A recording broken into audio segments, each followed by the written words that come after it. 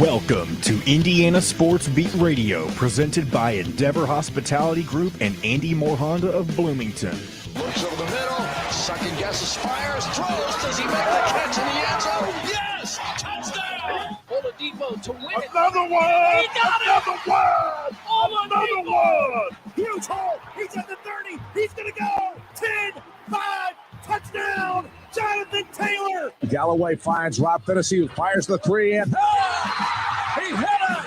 Now, from the Golf Club at Eagle Point Studios, here's your host, Jim Coyle. Hello, everybody. Welcome into another edition of Indiana Sports Beat Radio. Glad you could join us. We greatly appreciate you. Hope you're enjoying your Thursday, December 29th. Well, we got 3 days left, 29, 30, 30, 3 days left in the year, man. The countdown is on. Dustin Schutte, of course, from Southsider.com with me as always. John, the producer, behind the wheel, keeping us between the lines, and most importantly, you guys here. Thanks to Andy Moore Honda of Bloomington. Make sure you go to andymorehonda.com. It's the Indiana Sports Beat powered by Andy Moore Honda. In addition to Endeavor Hospitality and their entire group of great restaurants in and around the Bloomington area, in addition to many other fine businesses, just go to Endeavor Hospitality or mywownetwork.com. Sign up for My Wow Network and start earning wow rewards today. Those are things that you can use, and it's a pretty cool deal. Places like BB's, one of my absolute favorites in the world. Chef JD is the man there, but the greatest meats you can possibly find. I'm telling you, that's the one thing that I'm missing. Though I have not had a good steak since I left, and I'm Chef JD. Whenever if you hear this, I'm looking for it, man. And I failed to mention the other day Ryan from the Terre Haute area. I was a guest on another show. We're gonna have to redo this show, but Ryan is a big listener of that one. And shout out to you, Ryan. Appreciate you, buddy. Thinking about you. And I appreciate you listening to the show. But I hope everybody else is doing well. And how's it going there, man? I'm doing great. We're now into we talked about the other day how we haven't watched a ton of bowl games, but now we're getting into the thick of college football bowl season. And so that's really fun and exciting. And, seeing that game last night, Kansas and Arkansas, Arkansas had a 31-7 lead. And then they had a 38-13 lead in the third quarter. And still almost blew it. They needed 3 overtimes to beat Kansas. So because of that, SEC, I'm so disappointed. I stopped watching. Well, it's not that I stopped watching that game. It's hard to watch football right now. But I saw that. I'm like, Kansas is getting crushed. I'm like, wow. Greatly disappointed that I wasn't able to watch that, because those are fun. And then here's what's gonna happen. These bowl games, they've been trickling. Then all of a sudden, there's a big boom. There's a big bunch of them, and then it's over, and then you're done for the year. And you're like, "Hey, man, we're out of football." And so I hate missing those games like that. But good one. But that one, Arkansas won, got the SEC on the board. They're now 1-3 in bowl games this postseason. So. Congrats to them, the best conference in college football, with a nice 1-3 record. Yeah, and the Big Ten, as you told me earlier, 0-1 they've only played one right now. 1-0. They're 1-0. Wisconsin beat Oklahoma State on I think it was Tuesday night they played. That's right. Hopefully that's a good sign, because that means that the Big Ten has not played in the majority of the bowls that they're going to play, because their bowl games are better. With the SEC already having played in 4, I can't imagine that they've got that many more teams in there than the Big Ten. So interesting to see that play out. And the Big 12, we need to include them in this.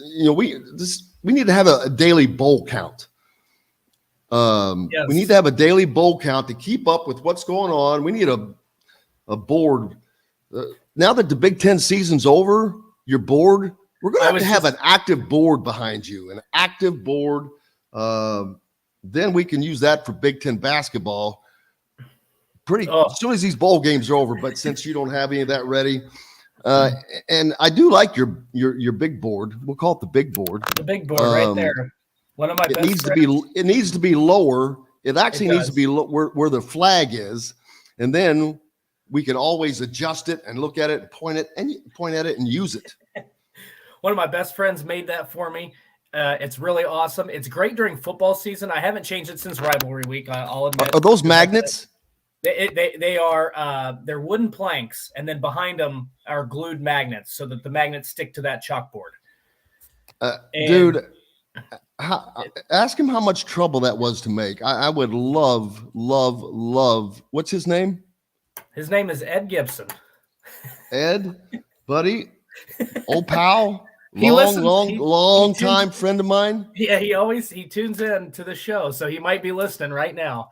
But he made one for himself. I put in a request. He surprised me with it a few Christmases ago, I think it was now. 2000. Well, I'm sure it takes work. Maybe. Pull one of these, pull the Indiana tab down. There we go. Pull the Indiana one off right here. And you can see now it's done with like a cricket or whatever those things are called. So he's got the logo. He's got the name, obviously. It's spelled correctly in Indiana, not Indinia. So that's good. It's always a positive. Yeah, you don't want to come out of the tunnel with Indinia. You had to bring that up. I couldn't resist. The one thing is during football season, this thing is phenomenal because they play on Saturday and you only have to update it weekly. During basketball season, trying to keep it updated is a nightmare because you got to reshuffle. You got to you think so, but then I've tried to do it for a full basketball season one time. Now you can do what I would prefer to do is the matchups, just change around the matchups and that sort of thing. But in terms of keeping the standings the way they are, it's really tough because you got teams that are playing basically every single day of the week. So keeping up with that can be difficult, but very well also worth it. use. But we could. Well, that did not help, did it? Boy, I tried to adjust the light in here in the mobile studio. That's not working, but I'll work on that in a second. It would also be good for matchups each night. We could say, all right, tonight in the Big Ten, blah, blah, blah, blah. So we can take that down. Yes, absolutely. That would be way easier because then you can change it and you just have to change the planks. You don't have to write something out, readjust, and do it every single day. I think that the matchup idea is a good one. We can definitely get that going. Okay, that just talking about this brought something to my mind that has nothing to do with this, but 3D printers. What the hell is with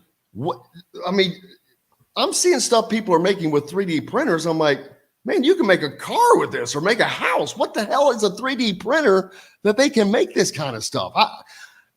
I don't consider myself the dumbest guy in the room, but buddy, these 3D printers are a little bit beyond my ability to comprehension. I don't know how they work either. I thought it was like just for action figures and stuff, like just little. Dude, I've seen people. Oh, I'll tell you what. When I met the gentleman that played for Wake Forest on Christmas, his wife was showing me a pen that their son had made them. It was like a wooden pen, nice, turn that he made on a 3D printer. I'm like, this is just like, you talk about 23rd century crap. I'm like, what? I think of a printer and I'm thinking. Right, of a piece of paper. Maybe some jet ink coming out, but even digital. But it's like, I don't know how a printer is forming mass material. I don't either. That doesn't make any sense to me either. We're gonna have to get. I know this is a sports show, but we're gonna have to get somebody on here to talk about the 3D printers. I've got to know. 3D printing. I must know. That would be awesome. Shout out to everybody all jumping on the Andy Moore Honda hotline already. Appreciate you guys. Forrest, Kenneth, Philip, saying Derek Carr got benched. Should the Colts try to go get him? Talk about that. Forrest says Carr got benched for a reason. That's true, and all the Colts have done is go get people that have been everyone's cast off. So The Colts doesn't need to do anything. We'll talk about that in a second. Rudy, hey, buddy, how are you? Appreciate you. Who did Tom Allen hire the other day? Is he talking about the O-line coach, or that was previously? So Kenneth says he thinks there needs to go get another veteran gap for the QB. Larry's on. We can talk about the QB. Who cares? Who cares? Are you talking about for this year? For the Colts? Who cares? I really think that it's like, I wrote this down earlier. I'm like, is Jim Saturday the quote unquote fall guy?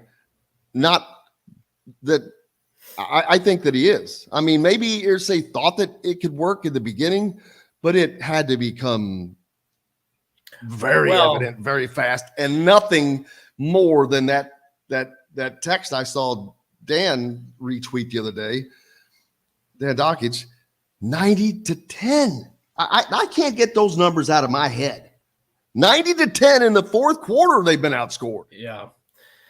Yeah, they can't close. They haven't been able to close a game. I don't know if Jeff Saturday's the quote unquote fall guy. I mean, this team was falling way before. I know. I that's why I put the quote in there. It's not. It's it's like, you know what? If something good comes from it, great. If it doesn't, that's my point. If it doesn't, oh damn, we tried, it didn't work. Hey, look where we happen to end up. Oh, we've got the number 4 pick in the draft. Now, what's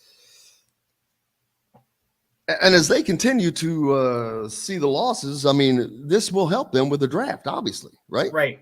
I think currently they have the number 5 pick, I think is what I saw. I'm not 100. Don't quote me on that, but I think they're around number 5 in the draft. And look, they've got to go after. We've talked about it with numerous people on this show. They've got to get a quarterback. They cannot keep playing this. In the draft, absolutely. Yes, they cannot keep going through this carousel of going through an experience. Now, I mean, if you can land somebody through free agency that's not a Matt Ryan that is like in their prime, then fine. But I think you need to go and draft a quarterback. I think there's more than there's a couple guys out there. If you can get C.J. Stroud, I don't like Will Levis. I think there's probably a couple other quarterbacks out there that might be able to fit, but that's the number one concern. They've also got to fix the offensive line. I mean, it is unbelievable how bad they are, considering the amount of money they invested in that. You cannot go out and get – that's the worst thing you can do is go out and get a new young quarterback and have a crappy offensive line. Right. You cannot have a guy who's trying to learn this league running for his life. It's hard enough to learn this league, but we talked about this. Well, that's a problem I've never had, but new this week. I lost my train of thought there, amazingly. Daggone it. Well, I think the young quarterbacks that are out there, that's another thing. I'm still amazed. I know a question I'd like to go through. I wish I'd have thought of this sooner. I'd like to go through the entire starting lineups of the NFL for quarterbacks and see how many quarterbacks are starting in this league that have been in the league for more than 5 years. Good question. And you got to throw Tom Brady out. Yeah. Tom Brady doesn't count. Besides Tom Brady, how many quarterbacks in this league in the NFL are starting that have been in the league for more than 5 years? I mean, everywhere you look, it's Justin Fields, it's Herbert, it's Tunga. It was Tunga Vailoa. Yeah. That's another thing to talk about. That's going to be that's a major issue. Yep. I don't know how long Mahomes and Allen have been in, but they're around there. It's not much longer than 5. If they've been there 5, it's close. See, Mahomes is like the veteran of this group. Right, exactly. Yes. Speaking of Herbert, by the way, this dude is on a Hall of Fame trajectory right now. He has broken some records that people probably don't realize. He's been in the league 3 years. He's thrown for the most yards in the first 3 years of any quarterback in the history of the NFL. He is second to Dan Marino for touchdowns. Wow. He's thrown for I can't remember if it was 13 or 16, but it's over 13,000 yards already. Insane. That's how much the game has changed. On an average team. Right. I think this is the first time since 2016 or 17 they're making the playoffs. So it's not like they've been, killing it offensively. Yep. We'll pick that up. Matt Taylor's going to join us, so we'll talk about that and much more. But also on the program today, Kyler Staley going to get us caught up on any recruiting that's going on. I know it's not a lot happening right now. It's kind of a dead period in college basketball, but we'll get caught up on everything going on with Indiana. Let's see. Chris Denari from the Pacers, of course. Rick Bozich, the Hall of Famer, normally on yesterday. He's going to join us today as well, and we'll get caught up on all things college sports with that as well. Appreciate everybody joining us here on the program today, brought to you by our good friends at BB's Market, part of the Endeavor Hospitality Wow Club. Make sure you stop by there. Greatest meats that you can find, in addition to breakfast, brunch, lunch, dinners. They've got it all, and a full-size bakery to go with it. Visit bbsmarket.com or join the Wow Club. We're back with more Indiana Sports Beat Radio right after this. We'll be right back to the Golf Club at Eagle Point Studios for more Indiana Sports Beat Radio with Jim Coyle, presented by Endeavor Hospitality Group and Andy Moore Honda of Bloomington. Even that though, man, a third, that's such a low number, because I promise you, I bet you could just go back 5 years. That's something to look at. Look at now. And I'm going to have to research that. Here we go. Let's see. Last 5 years, or current quarterback, current QBs, their years versus 5 years ago.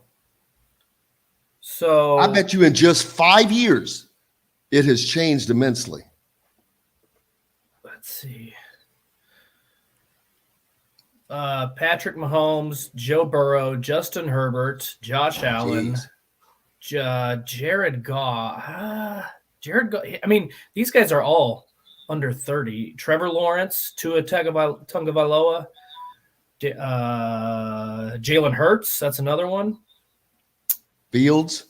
Daniel Jones. Yep. I'm going through the passing leaders. Mac Jones. Dak's been in the league for a while. Kyler Murray, Lamar Jackson. How long's Lamar been in the league now? Well, he was at Louisville in 2017 because that was Jeff Brom's first year. I remember those two teams played because that was a big thing, Louisville and Pittsburgh. So he was there 2017. So 18, 19, 20, 21. This is his fifth year. Well, you haven't found a quarterback that's been in the league for 5 years yet then. Well, I have, but I was just going through the younger guys. So Tom Brady's up there, Aaron Rodgers, Kirk Cousins, Geno Smith. Let's find how many starters that are like more than 5 years. Okay. You want me to name them? Tom Brady.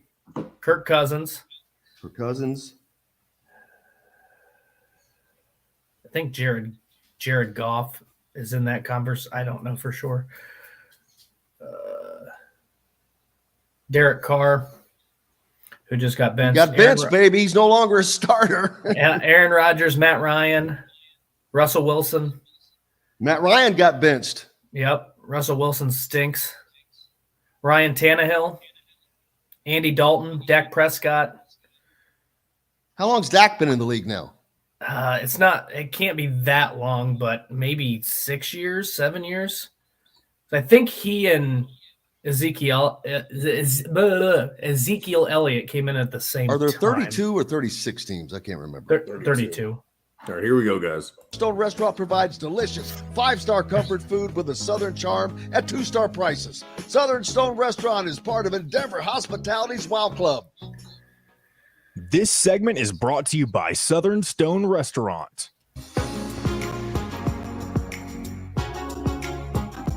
Now back to the Golf Club at Eagle Point Studios for more Indiana Sports Beat Radio with Jim Coyle, presented by Endeavor Hospitality Group and Andy Moore Honda of Bloomington. Welcome back, Indiana Sports Beat Radio, coming to you here from the Golf Club at Eagle Point Studios, and brought to you by our good friends from Southern Stone Restaurant, part of the Endeavor Wow Hospitality Group. Wow Club, where each Monday at 7:05, you can find Don Fisher and Mike Woodson for Inside Indiana Basketball, recording the radio show, in addition to just sitting down and having a great dinner with a lovely group of fans, or you can go there anytime you like. It's a great place, fine restaurant. Welcome back, Jim Coyle here, along with Dustin Schutte. And in the break, we were continuing that quarterback conversation, and Dustin, up to now, he found like 7 veteran quarterbacks out of 32. It's like everything. There's been a youth movement in a lot of things. Yep. Officiating. If you look at Big Ten officials, they used to be more veteran guys. How many guys do you look on when you watch a basketball game and you look out there, do you consider those guys veterans, that they've been in the league for 10 years or more? I'm using 10 years for a basketball official, but it's the officiating has got younger and much horrifically worse. It has. Well, I mean, I remember not that long ago, you used to tune into a game or go to a game, and you used to know at least one of the officials who was calling the game. You used to know the names of those guys. You had Ted Valentine, Ed Hightower. But some of that was a bad thing. Well, some of it's a good thing. But mainly it's because they've been around for a long, long time. Right. Exactly. You're right. It mainly is because they've been. I mean, Teddy was. He was more known because he did a ton of Big Ten games, but him and Bob Knight with their ongoing, But see, Ted Valentine personally cost Indiana potentially a national championship. And that's no joke. I hate to say stuff like that as a member of the media, but I honestly think that. I think that there was a vendetta that, you can't foul 5 guys out of a national, of a game of that magnitude. It doesn't happen, especially guys that don't foul out. Are you kidding me? Give me a break with that crap. Right. And the fact that was allowed to happen, that was a travesty, an absolute travesty. Right. But Tua Tagovailoa, we were talking about quarterbacks. Back in the concussion protocol, I believe I saw that there's been an investigation open now between the NFL and the National League Players Association. This is the 3rd time this year. I don't know. Then there was the first time that he was put back in. He shouldn't have been put in. Right. So this is, I think, technically, based on what they've done, I think they can say it's the 2nd time he's been in concussion protocol. That first time, which was the game against the Buffalo Bills, which was like week 3 or week 4, he smacked his head on the turf, and everybody thought he was leaving the game because of a concussion. He came back out in the second half and played. And then, they said it was a back issue. Then the following week, a similar injury happens, and he has to be stretchered off and taken to a hospital in a game when they played the Cincinnati Bengals. And after that, the NFLPA launched an investigation into how the Bengals handled, or how the Dolphins handled the first potential head injury. And so it's been an ugly situation. Robert Griffin III on ESPN and a lot of other guys have said that he can't play anymore this season, considering the number of head injuries he's taken just in 1 year. They got to put the person ahead of the player. No way. And with the way the NFL has prioritized head injuries and player safety and that sort of thing, I agree with them. I mean, I'm not trying to be a doctor or anything like that. Either. But when you've had that amount of head, I don't know if trauma is the right word, but serious head injuries. We've seen what it happens. Yes. Everybody has seen the movie Concussion. Right. The CTE is a real thing. I'm shocked. CTE has now permeated all of sports. Why do you think Dale Earnhardt Jr. retired when he retired from NASCAR? Why do you think that Kurt Busch retired when he retired from NASCAR? Yep. That wouldn't have happened 10 years ago, 15 years ago. That doesn't happen. But we've seen the movie. It's real. Right. The data is real. And the fact that a team would do that, if it wasn't the Dolphins, I would be shocked. But the Dolphins have become an absolute travesty in how they have done things with the alleged improprieties in the coaching and all the crap that they were. And then you got the Tom Brady situation, and probably people don't even know that Tom Brady retired. His reason to retire from Tampa was so he could come back to play for Miami as a part owner. That deal kind of fell through, and it got washed through the water somehow. But that's the Dolphins have been doing shady stuff under this owner, just like Washington has been shady under Dan Snyder. Yeah, you're not kidding. So you've got two. And the NFL is like the league that keeps everything buttoned down. These two teams have become renegades, and it's a bad look. And I guarantee you, like him or not like him, Mr. Commish, I think they take that very seriously. And his $50 million a year that he makes in his private jets he gets to ride around in, that he wants to protect that. Well, I mean, the Washington DA filed a lawsuit against the Washington Commanders and Roger Goodell in the NFL because they basically were keeping the toxic environment stuff or toxic culture stuff quiet. At least that's allegedly what happened. So I don't like this stuff goes so deep, and I don't know why the NFL has been so hesitant to call out an organization on it. I don't know. I probably don't know the specifics well enough. I'm not well versed enough in the details to tell you why that is. I just know that it's not been a good look for Roger Goodell or the league in terms of the Dan Snyder stuff. Now, the Miami stuff is a little bit different because I don't know if the league has had as much awareness and involvement into those situations as they have with Washington, but it's not been good. I mean, to call them renegades feels pretty appropriate, to be quite honest. So I don't know. It's been interesting. A lot of people have said maybe this is going to be Tua's, not his career over, but maybe this is the last time he plays for the Dolphins, considering how they've mishandled everything. But hey, buddy, this is career-ending stuff, though. You cannot get multiple concussions at this early of an age. Right. You're not kidding. He had to have his hip basically replaced at Alabama. Don't forget. Think about the trauma this dude's body has already been through. It's nuts. Philip, thank you, buddy. He put up the stat. It looks like about 12 out of the 32 quarterbacks, and I'm sure that's fairly close. So that's someone else mentioned earlier. It's probably about a third. That's just a tick over a third. So, but yeah, that shows you that's the youth movement. I'd love to see if we could go back 5 years ago, and I'll have to spend some time doing that. I would not be surprised that number was exactly reversed. Well, think about the quarterbacks we had in the league, and we probably didn't think at the time we'd get any better. Like Drew Brees, Peyton Manning, Tom Brady, Eli Manning. I mean, there were just a number of Ben Roethlisberger. Phillip Rivers was another good one. Rivers. There's probably, I'm sure there's going to be some guys that I'm leaving out here, but the point of it is that just, 5 to 7 years ago, we thought we were at the pinnacle of NFL quarterbacks, and they've gotten younger, they've gotten better, more explosive. Now, obviously some of that's because of how the rules have changed, how the game is played, what the offense looks like. And you need a good passing attack in order to be effective. So that plays a role in this. But at the same time, I mean, it's not like these guys, if you're a slouch, you're not going to be a starting quarterback in the NFL. It's not going to happen. Kenneth asked, how many franchise quarterback guys have the Jags, Browns, and other perennial early draft pick teams had to go through to get acceptable?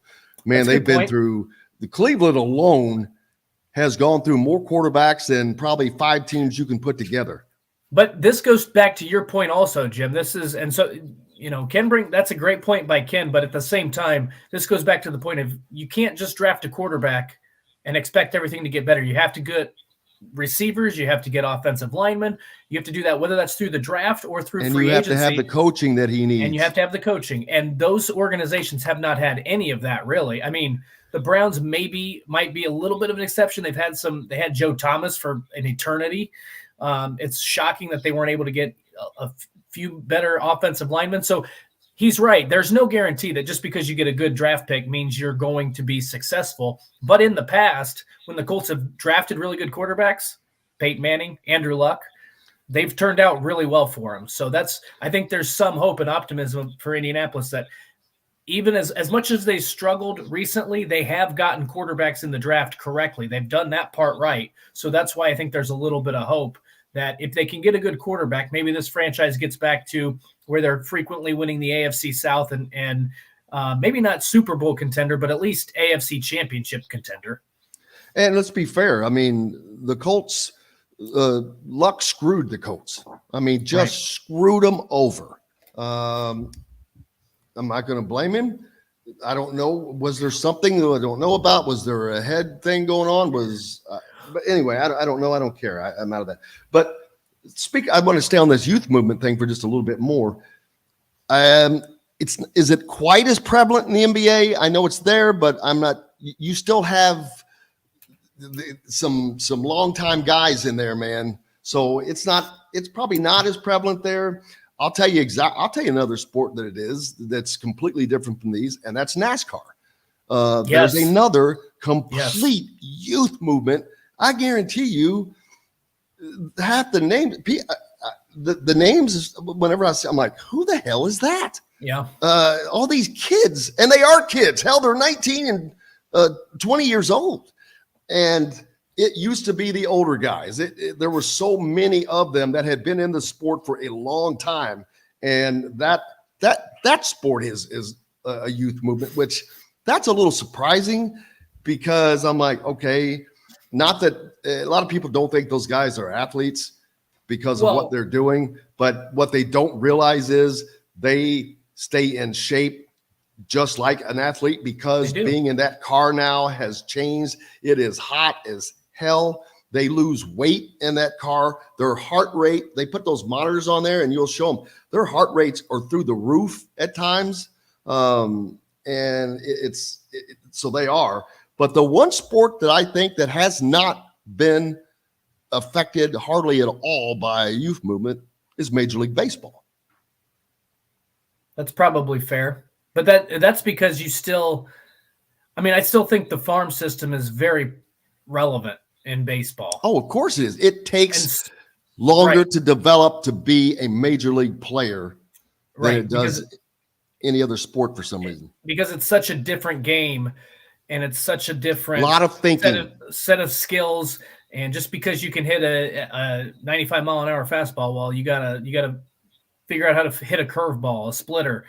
You got to figure out how to play the field, all that kind of stuff. So it is very different. I mean, I'm sure there's plenty of young talent in MLB, but those guys, once they get up to the league, they tend to last for quite some time. So you don't really see that sort of wave, I guess you could call it, because it's a wave in the NFL with the quarterbacks. It's a wave in the NBA with some of their players right now, and it's a wave in NASCAR. And I do think, just to touch on this briefly, I do think that the NASCAR stuff has to do with what we talked about similarly with Tua Tagovailoa, in that I think a lot of head injuries and a lot of those accidents that happen now, I think that those do affect. So guys, I think you're seeing are starting to retire earlier. You know, like you said, Kurt Busch, Dale Earnhardt Jr., there's some other guys. You just don't see guys like Mark Martin or Sterling Marlin or some of those guys who would race up until their, late 40s, early 50s. Guys like Denny Hamlin and Kevin Harvick are a dime a dozen these days. The last of the dying breed. Yeah. Exactly. Kenneth, I'm going to have to disagree with you there, buddy. They're not machines. They're humans. The car's a machine, but these guys are humans. Right. These guys are sitting in temperatures that you're not imagining, especially if you don't follow the sport. Their heart rates, like I said, through the roof when they're driving at 200 miles an hour with guys on each side of them. And the weight that they lose during races, the mental stress that they're going through. And if you don't think that puts your body through the same trauma as anything else, then you're not giving it the respect it deserves. But agree to disagree. And he disagrees on the baseball thing, that there are tons of exciting young baseball players. I'm sure there are. I'm not saying that. What I'm saying is they're not the leaders of the pack in baseball. Baseball still is the majority of veterans versus the young movement. But we got lots more coming up here on the program. Like I said, we'll get to that and much more. Brought to you by Go Team, a part of the Endeavor Wow Hospitality Group. You can pick it up at BB's Market or just go to goteam.com. It is a great healthy snack, whether it's for you, for your student athlete, for whomever. It's a great tasty way of picking up some protein for those on the go. Back with more Indiana Sports Beat Radio right after this. We'll be right back to the Golf Club at Eagle Point Studios for more Indiana Sports Beat Radio with Jim Coyle, presented by Endeavor Hospitality Group and Andy Moore Honda of Bloomington. Golfers, here's a deal you won't. I guess no Matt Taylor. I was going to ask if he's ghosting us. Well, I figured since that was his segment, right? Yeah. Yeah, usually 850. I mean, to be fair to Matt, I don't know what the hell we talk about. We just talked about it. Right, but I mean, I'm sure he that's can't. I'm right. Sure he can't say well, much, so. I was actually the conversation would not have changed. That's the conversation I would have had that we had, because I think that is the conversation about the NFL. There's nothing. But I'm not. Yeah, there's no point in putting him in that position. I'm not going to put him in that position. Right. There's too much other things to talk about. Right. Matt, why are the Colts tanking? Imagine asking. Well, one of the things, the one thing I was gonna bring up was, I mean, as much as they suck, the fans turned out at that Monday night game the other day. Like that was let me tell you this: Colts fans are as loyal as Indiana basketball fans. They are. I'm surprised, but you've got to give credit to Jim Irsay, to Polian, to Daggone, who was the coach? Frank Reich, Tony Dungy. No, not the recent coach. Saturday. Tony Dungy, and Peyton Manning. Yep. Yeah. That was a core of a franchise that just won, and winning changes everything. Everything. Yep. Sure does. The Pacers fans have been showing up too. They've been outstanding. I think they respect what they're seeing, man. They do. That team is fun to watch, and the fans have responded. And they're excited that they don't have to watch freaking Domantas Sabonis. Hey, who's on this segment? Nobody. Oh, okay. It's your last open. Boy, John, did you have a rough night? No, I just stretched while you were asking me that question. John's been out partying it up. Hey, the wife's not home, so it's not when the wife is away, John Boy will play. The mice will play. How about you know what I should ask? Today is the 3D printer is a question I should ask every single person today. I feel Can you like tell me how a 3D printer works? Rick Bozich is going to have the answer for you. He will. All right, here we go. It's a wide variety of cheeses, gourmet sandwiches, entrees, a coffee bar, bread, pastries, all made fresh and mouthwatering. Stop by Feast, Market, and Cellar today. This segment is brought to you by Remax Advanced Realty, Indie Home Pros team by Cheryl Sizemore. Now back to the Golf Club at Eagle Point Studios for more Indiana Sports Beat Radio with Jim Coyle, presented by Endeavor Hospitality Group and Andy Moore Honda of Bloomington. Well, welcome back, Indiana Sports Beat Radio here on this Thursday. It is December 29, and I'm glad and hopeful that everyone is much warmer than they were a week ago. Get through that once in a 2.5 generation cold snap that came through. I mean, seriously, that was, man, that happens, every 25, 30 years? Yeah. Maybe. I mean, but that was a weird one because it just came and went. So that was just a system that came out of the what do you call the North Russia there? Oh, come on, that area that, geez, I can't think of the name. Antarctica, Siberia. Yeah, that was like a Siberian, crazy. You know what it reminded me of is like that. What's the Christmas show? The Year Without a Santa Claus, where they got the heat miser and the cold miser.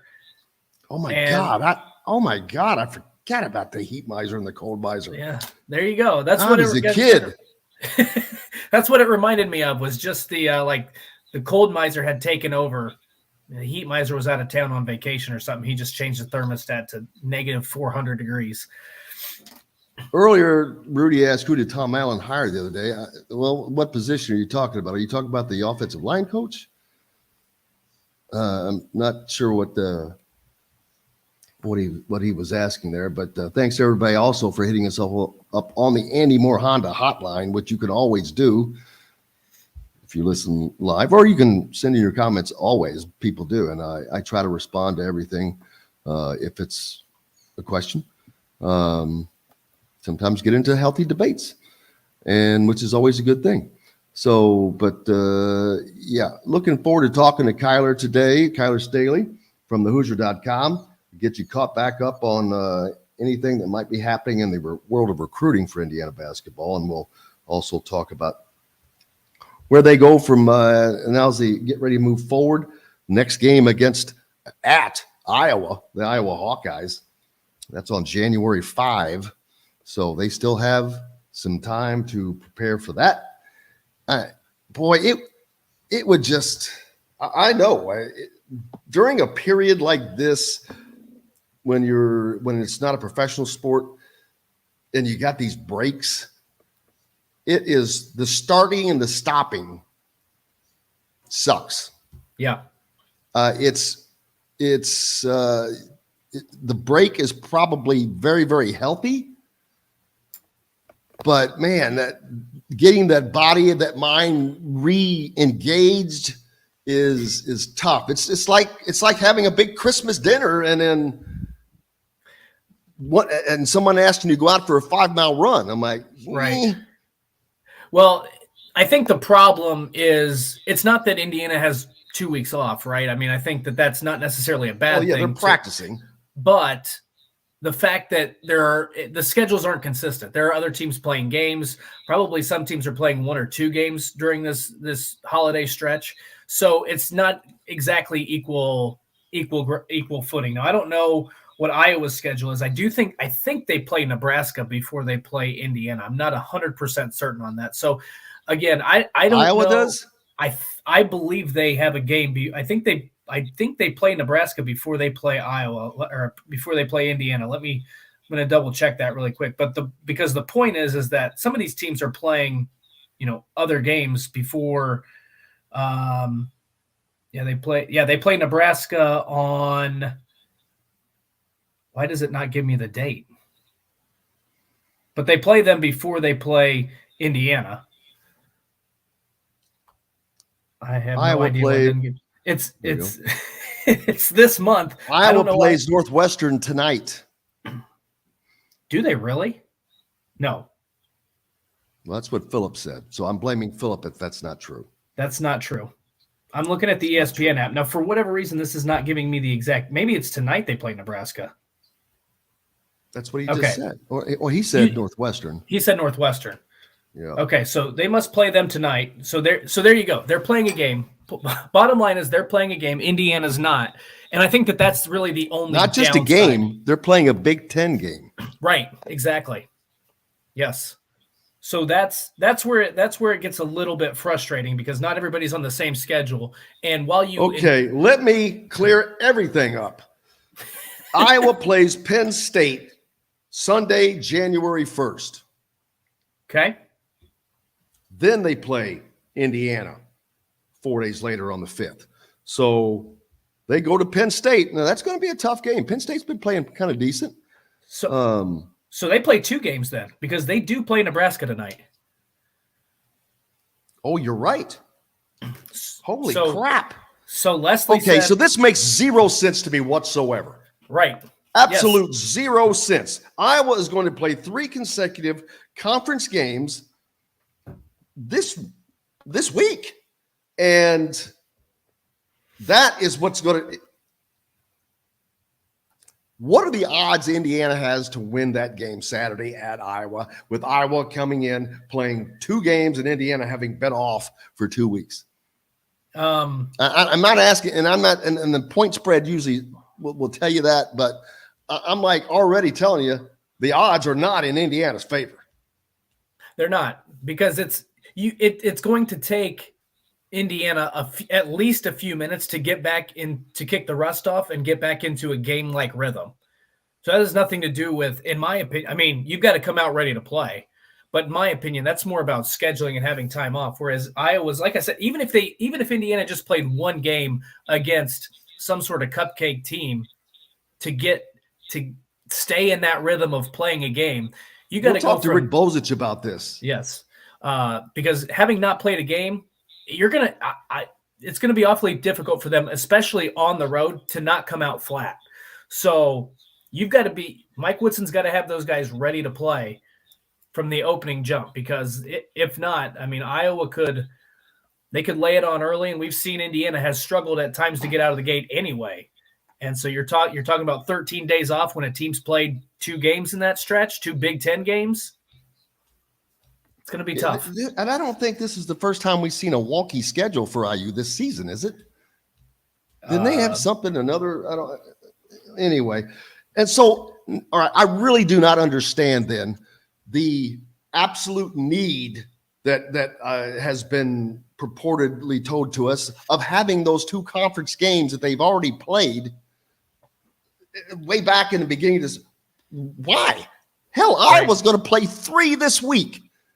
Right. Why couldn't Indiana play 3 this week instead of doing that? Why? That just made no sense to me. It never has made sense. And now that I was thinking that was a league-wide thing. Well, obviously it's not, because look at how this is. And right, you would think the Big Ten would schedule. Indiana has more control over their schedule than I think people realize. Now I'd like to know who thought it was a good idea for the schedule to be like this. Well, you would think the Big Ten, if they're going to schedule conference games, you would think they would, especially multiple, and you would think they'd give Indiana 1 to break up. I don't know.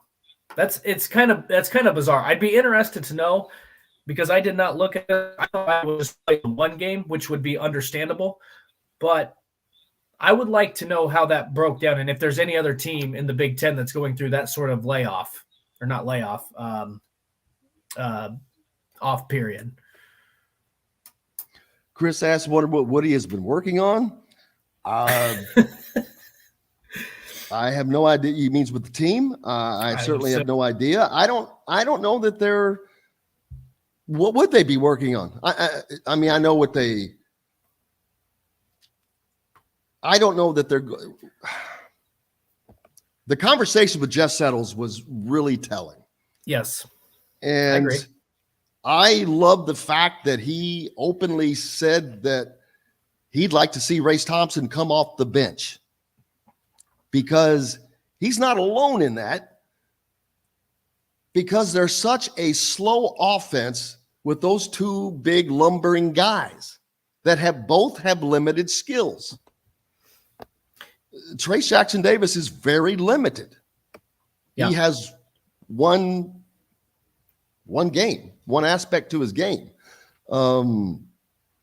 Race Thompson is less limited, but he's not proficient at anything.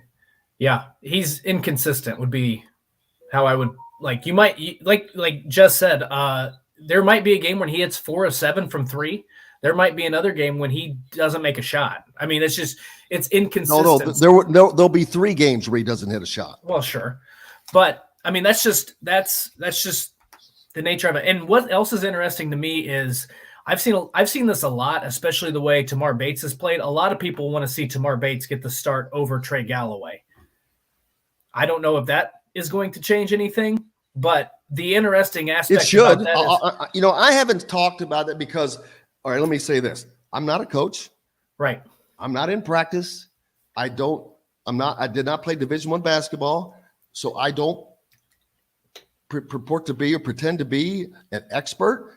I generally just ask questions of guests that I think or that I respect. Jess Settles, Todd, Brian Evans, whoever we have on, Denari, all the guys, different guys, even Don. You take all that information that is factual and form the opinions that I form. And it's just, to me, it is painfully obvious. Last year, they did the same thing. Nothing was ever changed. Hell or high water, starting lineup was the starting lineup, no matter how horrifically things went. Yep. Never anything done to shake it up. Once somebody else did that, they did it for 4 straight years in Indiana. That was Archie Miller. Yep. Drove me absolutely insane. Not even a change at halftime. And we're still seeing that. I don't understand that at all. If Tamar Bates is having a run, his ass needs to be in the game starting the second half. Hell, he needs to be I think he needs to be starting now, personally. Jess Settles said it best. This team is so much faster without having Trace and Race on the floor at the same time. They open up the lanes. The spacing is better. The passing is better. It's quicker. Right. And let me tell you, and I remember tweeting this out last year, and I think I may have retweeted it this year. If somebody had the time to go back and watch every basket that was scored against Race Thompson, I would venture to say he has given up more three-point shots than anybody on Indiana's roster in years. He is always late to closing out because he's not quick enough to get back out there. He's guarding guys that are faster than him that have a lot of times have better skills than he has. And this is I'm not trying to be negative towards Race, but you cannot have both of those guys out there when one of them only has one tool in his toolbox. Right. Tamar Bates is a guy who can do a lot of different things. He can score off the dribble. He can shoot the three. He can get to the rim. He can rebound. He's quick. And not only that, but okay, so there's a couple things here that people like to throw out. Number one is, well, is he ready defensively? Look, at this point in the season, I think it's fair to say that Indiana doesn't get off to the fastest start with the lineup that they have. So I don't care. Well, that is apropos since we're talking about a slow lineup. Right. And so I don't think the defense side matters as much. And you need a guy who can go out there and just light it up at any given moment. And I do think Tamar Bates is that guy. If you can get him going early in the game, I'm not saying he's going to score 19 points or 20 points every single game, but if he can get you a few buckets, get you into rhythm and stretch the defense out a little bit more and you can play a little bit quicker, give him a shot. It doesn't mean he has to play 35 minutes every game, but if he's able to get you off to a faster start, then that to me is worth it. So it's going to be interesting. I think if they need to toy around with the lineup a little bit. This team is not so good where you just stick with the starting five every single game and not change anything. I think you want to see some different guys and see what they can do. I think that because we've seen Indiana at times throughout this season where they play much better in the second half than they do in the first half. If you could get off that first 4 minutes of the game, if you can get off to a much better start, you're going to put yourself in a great position in the Big Ten this season.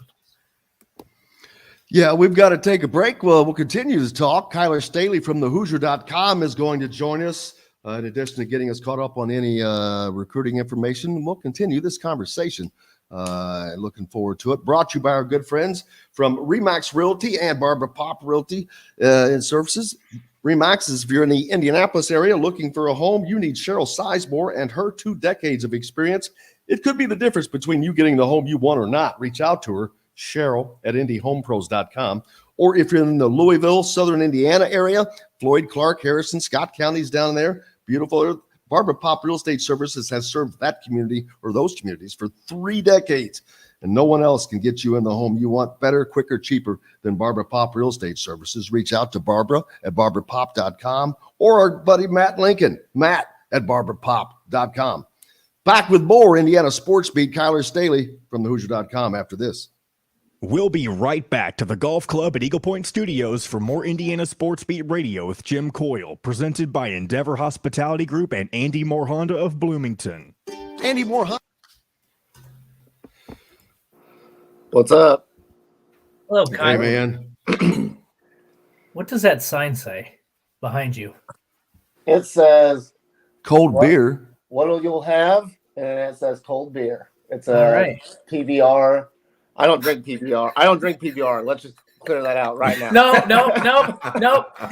John, the producer, listens to Nickelback, and Kyler drinks PBR. No, Yeah, I know. there's no Don't reason to drink be it. ashamed of anything you're interested in. I'm a huge fan of like beer bar signs and stuff. Okay. Like when I go into a bar, I just love looking at all the signs and everything, the neon signs and stuff. So I got this from my grandma, who was friends with a bar owner. So My grandma got run over by a reindeer. I couldn't get any from her.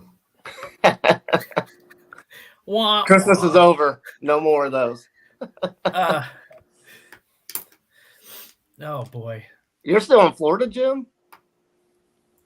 Well, That's right. yeah, I was actually originally, I'm helping a friend. The reason I came down here was I was helping a friend. And then while I was here, his father passed away. So, but hate to hear that. he got to see him, which was awesome. And so Charlie's not listening, but thinking about you, man. Yes, sir. So yes, I am, but I'm not complaining. I'm going to tell you, there's nothing going on. Yep. And By the way, you never said yesterday what day you're supposed to come back. you're right. I didn't. Do you still not He's know? not going to. Depends. Oh, on I know. Why is it a secret? It's going to be a surprise. Why does it need to be known? Because I want to know if it's going to affect any of the shows Friday or Monday. Especially because I'm not going to be here tomorrow and Joe is. What is tomorrow? Tomorrow's Friday. Friday. Well, how does that affect? That doesn't affect anything. Well, that means you're not traveling tomorrow. So When are he's you not coming home traveling? tomorrow. Oh, I will not be traveling tomorrow. Okay. So there we go. Are you traveling over the weekend? He ain't going I to will tell not you. be traveling All right, over the that's fine. weekend. You're just not coming I will back. not be traveling. I will be back in the studio on Wednesday. You'll There be you in go, studio John. on Wednesday. Breaking So news. Breaking Look news. forward to more of. At least I'm just glad you have your microphone now, which just really helped. Well, I always did. I just Didn't hook I'm it glad- that's why up. you got to tell me. I'm glad the mowing crew is gone. Well, I just stayed inside. I got tired of all that crap, and I'm like, you know what? I'm not dealing with that anymore. I can't. I I hate don't- it. I don't- can't stand when things are not right. It Yep. just. The guy that had that blower after like 15 minutes. 10 seconds. If I'd had a, he's lucky I wasn't Lee Harvey. Online today at thefreshfork.com. Fresh Fork is a proud partner of WOW Network. This segment is brought to you by Feast Market and Cellar.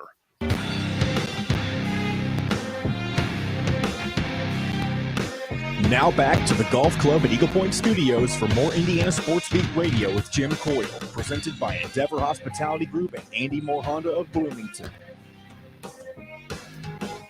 Welcome back, Indiana Sports Beat Radio, here on this Thursday, December 29. Dustin Schutte from Outsider.com with us as always, co-hosting along. Joined now by Kyler Staley from thehoosier.com. How are you, sir? I'm doing good. How are you guys? Doing fine. Lots of lively conversation this morning concerning Indiana basketball. First of all, let's just get anything going on in the recruiting world. What's happening there? It's quiet, but Well, yeah, it's a little quiet. This week, it's just big on holiday tournaments. So I've just been keeping up with all of those. I will say assistant coach Kenya Hunter was down in North Carolina yesterday. He still might be there today. I'm not for sure, but he was watching a couple of out-of-state recruits that they're looking at. Dylan Harper, Ron Harper Jr.'s little brother, who they're still recruiting pretty hard. Right now, Duke and Rutgers is probably leading that recruitment. He's playing in the John Wall Holiday Tournament in North Carolina. So it's a pretty big one. A lot of top teams going in that one. So he was there watching him, and he was also watching, I got to get his name right, Rakis Passamore. Oh, yeah. Yeah, so they were watching him as well. He had a pretty good day yesterday, 16 points, 5 rebounds, 2 assists. So they're watching a couple out-of-state recruits, and then, in-state, there's a lot of tournaments going on. Jalen Harrelson, Trent Sisley, they're all playing in some. Jalen Harrelson had a really good day yesterday, had a combined 53 points, I think, in 2 games for Fishers. And then Trent Sisley had a big day as well. And then he hit a game winner yesterday to send Heritage Hills into their championship of the holiday tournament they're in. So a lot of stuff going on right now, just trying to keep updated on all of it at thehoosier.com. So. Good deal. Make sure you go to thehoosier.com to keep up with all of that information, game stories as well. Like Lasley, Keegan Nicholson, all the guys there. Mason Williams doing a great job. Man, we have been having a conversation about a couple things. First of all, the Big Ten scheduling and Indiana scheduling more directly. Indiana has been playing these 2 Big Ten games early in December, and then it's off. And how many Big Ten games has Iowa played thus far? That was my thought too. I'm not for sure off the top of my head. I would assume. I felt like every single Big Ten team played 2, and then is it 1, Dustin? I'm pretty sure they've only played 1. I could be wrong. Because Iowa plays 3 this week, beginning tonight. Beginning tonight. Yeah, is that Nebraska? Is that who they play? Yeah, they're at Nebraska. Then on January 1st, they travel to Penn State, and then Indiana comes to visit. And I said earlier, I'm like, okay, what are the odds that Indiana's been off for 2 weeks? They haven't been playing great anyway. They're going to go on the road, play a team that has played twice that week, battle-tested road games. I mean, they're definitely going to walk into a tough one there. Iowa, they lost, last week, the Eastern Illinois. Illinois. So I don't know what to think of Iowa right now. I think they've had some injuries. How in the world did they someone mentioned earlier that both Keegan Murray's little brother and Chris Murray and Patrick McCaffrey, although he's in his 42nd year with the Iowa program, he's been going through some injuries. I think he's been with Iowa longer than Tom Brady's played in the NFL. Hey, we can't give those teams. We can't give them crap. We've got one of our own on Indiana with Race Thompson. So, how long's he been? So Race has been there 6 years. Well, not including the year he set out, but I think he's been there 6 years. That has to include the year he set out. That would make him 7 years. Yeah, I think he was there the year before. I think he was there the year before Tracy Jackson Davis came in. He got the COVID. He got the COVID year, is why he got the 6th. Now, Ali Patberg did get a 7th year, but I think that those 7-year guys they claim injury. They play some games and then there's an injury, but 7 years I think that's ridiculous. I don't care because a lot of people go to college for 7 years. No, I'm not saying going to college. I'm all about going to college for 7 years. I'm just saying you should not have eligibility to be able to play that long. Well, it's like right now. Trace Jackson Davis could come back and play another year at Indiana. He could. Okay. Do you know what that would do to the record books? Shatter them? Yeah. But wrongly. Well, I don't disagree. It would put him in front of people that there's no way in hell he should be in front of, that he could have ever been in front of under normal circumstances, or deserves to be in front of. And this is not about Trace Jackson Davis. I'm not, I'm just saying, I'm just talking about the situation. That would really, and I don't care where it was for. I don't care if it's Indiana, if it's Purdue, who it is. That's BS. These guys busted their ass and they achieved what they achieved under the circumstances that everybody else did. I don't want to see guys with statistics from 6 damn seasons going up in the record books. Well, okay, so I understand what you're saying, but also, I mean, the 3-point line is, I mean, that's been around way too long. I don't care about that. What I'm Dude, just that's saying, been backwards in the 80s. I know, but I'm just saying things change. Like, look at the other thing is too, if you want to include college football in this, for how many years did they only play 11 games? How many years, or 10 games, 10 to 11 that's games? Not, that's, and they didn't. We're talking, dude, we're talking a whole season of college basketball, not an extra game.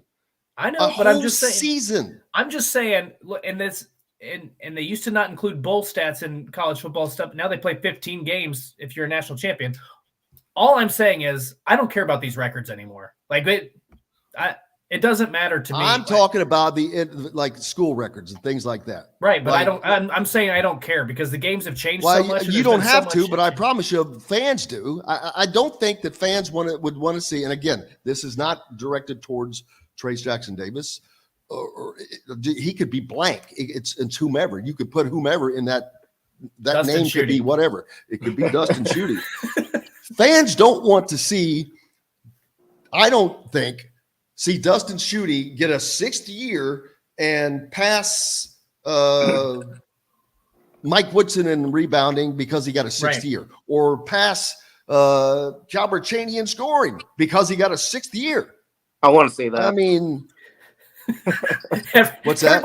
I said I want to see that if Dustin passes Calbert Chaney. Hey, listen, if Dustin, yes, but you could give me 26 years of eligibility. You could give me 26 years. You could give me 26 years of eligibility, and I would not have enough rebounds. I may not get 100. I'm right there with you, buddy. They could get like give me a career, but maybe 15 would bounce my direction. I'd grab it, hold on to it, get a 10-second violation. I'd have my stats. I'm all right. So I'm wondering what people are thinking about what we're talking about now. These are comments about the schedule, but also was talking about Jess Settles was on with us the other day, Kyler, and great conversation. He just did Indiana's last game with was Kennesaw State. Yep. And just he was awesome to listen to. He really was. He was. But I listened to it yesterday. Really good. Well, I meant his broadcast. Okay. But the interview was terrific. But he's a good basketball mind. He's a smart guy. He knows the battle that it takes. He's a guy that Indiana needs right now. I'll be honest with you. He's very similar to the guys Indiana used to have, but he mentioned Dane Fife, Dan Dockich, whoever, these guys that were tough, Brian Evans, scrappy. They don't have that. And it's like, it's about too much finesse and not enough toughness, but I'm not going to get on that bandwagon. We already said our piece on that yesterday. The biggest thing they talked about, though, was bringing Race off the bench, making this team faster, opening up the passing lanes, giving them some speed. And they're going to have that because there's no way in hell they're going to go on the road to Iowa, who does nothing but love to get up and down the floor and score 90 points a game. Indiana is not going to be able to take this lumbering offense in there and expect to win. I've got a little mixed feelings on Race not starting. I think they'll continue to run with Race and Trace, that starting front court. Just you owe it in a way for Race, how much he's put into the program, and I'm just a little bit more traditional. Wait a minute. I knew this was going to start something. Repeat that again. Here we go. I think as a senior with Race Thompson, considering he's been the glue, I would say you owe him a little bit to have him in the that glue to what? What's he been the glue to? A team that has not finished above 9th in the Big Ten in 6 seasons. So what's being held together? I mean, I guess you can argue that. That's not my point that I was trying to go at with this. But and just because you're a senior, you don't deserve crap. No. You deserve what you earn every day, every practice. These guys are getting paid. Baby, they're getting paid. They got a free scholarship. You don't deserve crap. You have to earn everything. Those to whom there is giving, much is expected. And you have to give it every day. I'm not seeing it, but that deserving thing, nope. That may be generational. I don't know, but there ain't no deserve to me. Deserve's gotten, as quoting a great movie, Unforgiven, when Gene Hackman is when Clint Eastwood standing over top of him with a shotgun at the end of that movie, Unforgiven. He's, I was building a house. I don't deserve this. Deserve's got nothing to do with it. Boom. All right. Okay.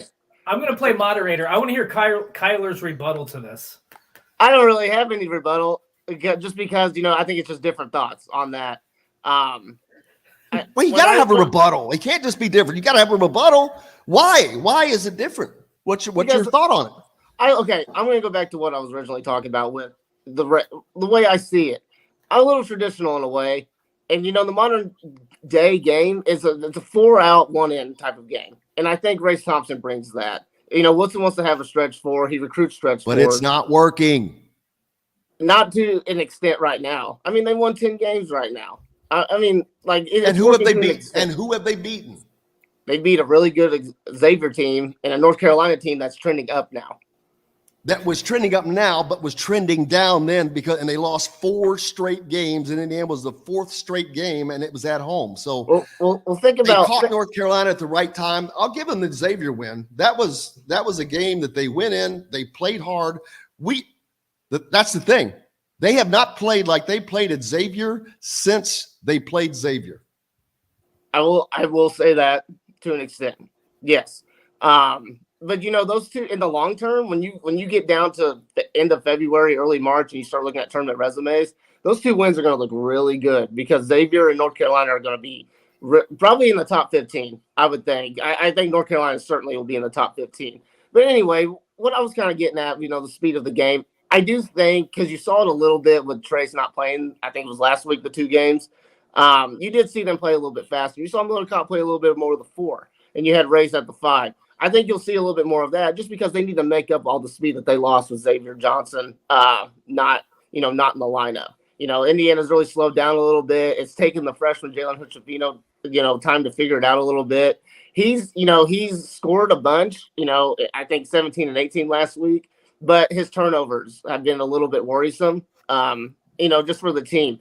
I think going into this break, Indiana, it's much needed. 1, to get healthy, and 2, to try to figure out, how they're going to adjust with Xavier Johnson not in that lineup for the foreseeable future. I do agree. I think this Indiana team is at its best when it's playing fast, and I think you'll see a little bit more of that, especially in a game like Iowa, like you said, who likes to get up and down the floor. But as far as I don't see Wilson changing the starting lineup. I see Trey Galloway still in that starting backcourt, and you need Tamar Bates to come off the bench because you need scoring off the bench. You need consistent scoring off the bench, and I think Tamar Bates is starting to show that. Go ahead. Sorry, Dustin. No. I was just gonna interject there. I don't disagree with that point being that they need something off the bench. I 100% agree with you. My question to you would be, because this team has started slow, especially in some of their bigger games,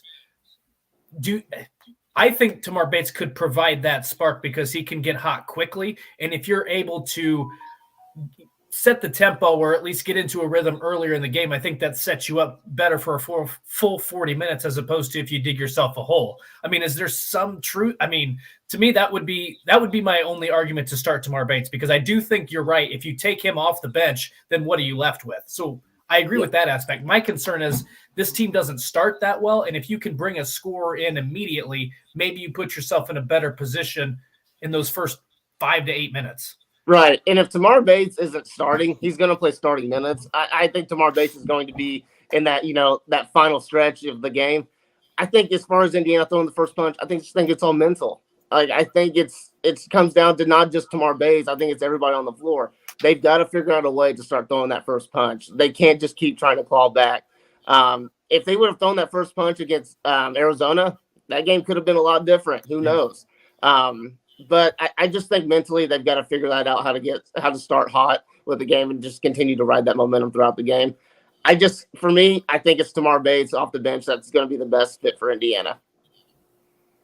Well, then, so do you leave Indiana with this what I call the lumbering offense of Trace and Race on the floor. It's not working. It is not working, and I don't think it's going to work against a lot of these teams. Now, there's going to be certain situations to where it does play into their favor, but there's going to be a lot where it doesn't. And I don't know that it does against Iowa right off the bat, to be honest with you, because of the speed. They're so slow, and the blueprint for Indiana. Jess also talked about the defense. They're leaving they're leaving a guy, the fifth guy, alone and just parking somebody in the middle and saying, just go ahead, because they can, because they know that Race Thompson has a green light to shoot all the threes he wants. And you know what? Teams are begging Race Thompson to take all the threes he wants to take. Take them all day, baby. You can have that corner shot. You want that? You want that top of the key? Here, let me sweep that spot for you. They'll give that shot to him all day, and Indiana will take it all day, unfortunately. I don't see this offense currently gelling towards a better, more efficient, cohesive offense. It's still circling the drain, so to speak. Yeah, I think at the end of the day, I think Woodson will stick with that starting lineup, that starting front court. It's all about adjusting in a game. I think if that's not working, if that lumbering offense, like you just mentioned, is not working, they've got to be able to adjust, and I think they will. I think the big thing is if Indiana wants to play faster, they've got to go with Miller Kopp at the 4, and then you probably have Tamar, Trey, and Jalen Hood-Schifino running that backcourt. But we'll see how it goes. Indiana's the important thing is Indiana's got to start off hot if they want to compete for a Big Ten championship. They're going to have to go in and win on the road and convince people that there is hope with this team. They're going to have to go on the road and they're going to have to beat Iowa. So they got a lot of time to adjust. They got a lot of time to rest. We'll just see what this Indiana team's about next week. I would love to if Xavier was healthy. Man, can you imagine a lineup with Xavier, Jalen Hood-Schifino, Tamar, Trace Jackson Davis on the floor? Yeah, I don't know who else would fill that other spot, but someone just as Miller Kopp. Perfect. Yeah. That is a lineup to me. That is the lineup that should be starting. Well, minus Xavier's injury, but if they had that lineup, I think things are different right now. I think it's a different team, and defenses obviously look at them differently. Right now, they're salivating. Everyone's salivating to defend Indiana. Yeah, I mean, I agree. I just think to inject some hope into this fan base, they're going to have to go in and beat Iowa, or else it's just going to be the same old conversations about Indiana didn't live up to the hype. But we'll see. Just get healthy this rest and figure things out on the offense, and we'll just see how it goes from then on. One more question for you, Kyler, non-Indiana basketball related, because we talked about this earlier. Do you know how a 3D printer works? No, but I think I can figure it out. Okay. Well, why don't you do that and tell us, because we can make apparently you can make everything up to a house with a 3D printer, man. I think if I have one in front of me and there's instructions, I think I can figure it out. Well, just need to play with it a little bit. The operation is not like how to do it is not the question. It's how it actually gets the materials and how it actually creates these things. No, that's above my pay rate, so I don't know that one. But curious though. What's up next for you at the Hoosier.com, brother? So I'm just going to continue to follow up on the holiday tournaments. There's actually a pretty big one tonight. It's not a holiday tournament, but Centerville, Gabe Cup's coming in, and he's playing. Him and Centerville are playing New Albany tonight at New Albany. So we're going to work on trying to get some coverage for that. Second time this year during the regular high school season that Gabe Cups is coming in to play a team from the state of Indiana. So should be a fun one. I would expect a lot of Indiana fans that are in Southern Indiana to be out there and watching them tonight. Absolutely, and a great place to watch a game down there at New Albany. That thing holds about 4,800, I believe. So, pretty cool gym. Yep, absolutely. Thanks a lot, man. Make sure you go to thehoosier.com. Give Kyler Staley a follow at Kyler Staley on Twitter, and stay upbeat. Have a good one, man. We'll talk to you soon. Yeah, later, guys. Have a good one. Hey, we got more coming up here, brought to you by our good friends from Metalworks Brewing Company, a part of the Wow Club Endeavor Hospitality. Metalworks located just off the square in Bloomington and serving all of the Wow Hospitality restaurants. They love their great love of metalwork and brewing craft beer. We're back with more. Chris Denari joins us from the Pacers right after this. We'll be right back to the Golf Club at Eagle Point Studios for more Indiana Sports Beat Radio with Jim Coyle, presented by Endeavor Hospitality Group and Andy Moore Honda of Bloomington. If you're looking for a... That was good. Hey, Chris, sorry we're a few minutes behind with you. Oh, no problem. Good morning, Chris. Hey, how are you guys? Doing great. How about yourself? I'm good. Good. Had a good family. How you been, man? Harry and Izzy's last night, so that was good. Oh, nice. That's Everybody's good in stuff. town. So Everybody came up for the holidays. yeah, we had to really focus on after Christmas because I was gone the 21st through I got back the morning of Christmas Eve, and then I flew Christmas night. So Evan and Meredith did their thing with her family, and so they came in. They're all going to the game tonight. They came in Monday night, and then they're driving back through Louisville Saturday because one of Meredith's friends is getting married. Oh, nice. And then they'll drive back to Myrtle Beach Monday, I guess. Gotcha. Yep. So the timing actually kind of worked out not Yeah. too bad then. Yeah. Yeah. I mean, when you have married kids, you got to share them, you know? So, Right. Exactly.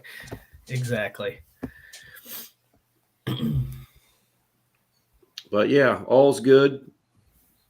Got a good one tonight, Cavaliers. That should be a fun That game. should be fun. Yep. Oh, you know what? Daggone it. Who's the former IU player that's with the Cavs? Front office? No, Andre something. Andre Patterson? Yeah. Yep. I forget what role. He's been with us on the show, but yeah, he's where he was. I'd have to check to see if he's still there. I think he's still Guys, there. guys do move around. We saw the other night when we were in New Orleans, we saw Trajan Langdon. He was with Cleveland, and now he's with New Orleans, former Dookie. Ricky Rubio, how long has he been in the league, man? Yeah, he's out. He's 12 years. I know he's injured. I was like, just seeing his name ACL last year. Then he was actually traded to us. It was part of the deal. Then he re-signed back with Cleveland. Oh, crazy. Tyrese Halliburton, game time decision. He'll play. He's a gamer. Yeah, he's a gamer.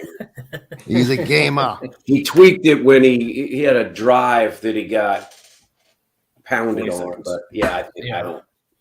He's a guy that plays. Custom growlers. Metalworks Brewing Company has an updated menu, new brews, and will be offered in all Endeavor Hospitality restaurants. Come taste what Dr. Hops is brewing. Metalworks Brewing Company. Bring your passion and your thirst.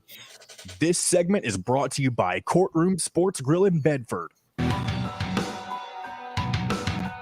Now back to the Golf Club at Eagle Point Studios for more Indiana Sports Beat Radio with Jim Coyle, presented by Endeavor Hospitality Group and Andy Moore Honda of Bloomington. Welcome back. Indiana Sports Beat Radio here on this Thursday, December 29th. Joined by our good friend Chris Denari from the Pacers, brought to you by Courtroom Sports Grill down in Bedford. A great place to catch a game, meet friends for lunch, take the family for dinner. Incredible Cajun cuisine. Part of the Wild Club Endeavor Hospitality Group. Make sure you stop by. Chris, we didn't get to see you before Christmas, so Merry Christmas, Happy Holidays, Happy New Year. Yeah, good to see you guys. Like I said, it was great to see Dustin a few weeks ago at a game where he and his dad drove down from Logansport, and that was cool. So always good to meet people in person when you've spent time with them over the years, via Zoom or the way we do it here. So yeah, it's been a lot of fun. Good Christmas. In fact, I was just telling you guys off air that we sort of focused after Christmas. When you have married kids, you have to share them. And so because of my schedule, I was gone the three or 4 days before Christmas. Then I flew Christmas night because the Pacers were in New Orleans. So now we're home for a 4-game homestand. So had a nice meal last night, went out to dinner with everybody, and we'll sort of celebrate our Christmas tomorrow. And it was we can't thank you enough, Chris. That was an awesome experience, that game, and the Pacers got the win. So it was really a great time. And recently, we talk about great times. Pacers have won 3 out of 4. That includes road wins over Boston. That includes a road win over Miami when Tyrese Halliburton hit 10 threes, including the game winner. And then the other night they take down the Hawks. This is a team that kind of gone through its ups and downs, a little bit of a roller coaster recently, but I think not going to mention that Dustin did invite me to that trip, by the way. One of the things that I think Mark Boyle brought this up when I was listening to either a radio show or post-game broadcast was, I think the thing that's most interesting about this Pacers team is even they're 18-17. A lot of people would have thought that's ahead of schedule, but nobody's really talking about the record. The thing that everybody talks about is how well this team plays, how hard they play, and they're not out of every game. They're just a fun team to watch. And even though there's been some ups and downs, still at 35 games in, just an incredibly fun team every single night almost. Yeah, I think the biggest thing, as you said, is they're in most every game. The New Orleans game, a little bit of an outlier. I think they've only had 3 or 4 games. And when you've played 35 games in a long season, you're going to have some of those. You're going to have some big wins. You're going to have some letdowns. They had a stretch of 10 straight games that qualified as clutch. And what clutch means is plus or minus 5 points at any point inside the last 5 minutes of the game. Of the 35 games they've played this year, 20 of those have been clutch, and they have 11 wins. Last year, they were 11-42 in clutch games. So they've already won as many games, in that category as they have last year. They've already won 13 games against the East. Last year, they were 11-41. So clearly this team has made improvements. They're still very young, but they find ways to compete.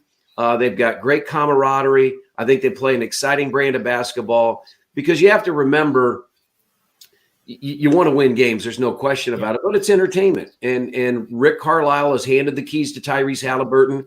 Rick is a coach that many, many years ago, he would call the majority of the plays. And he said, look, the NBA has changed. It's more read and react. Players have to quickly make decisions, and your team has to make those decisions. And you want to get out in transition. You want to get out and beat the opponent down the floor. So there's a lot more in the hands of the players through the leadership of the coaches. Now, they do a lot of game planning. I mean, they understand, what the opponent is doing, what they have done. But it's been a really, really good group. I think when you look at, I really don't think about gambling and odds and all those kinds of things, but I think Vegas had the Pacers winning 23 games for the year. I think they had them 23-59, and they're 18-17. So I think it shows you that this group at this point has, I don't want to say they've overachieved, but they clearly have played much better than anybody thought they would at this point of the year.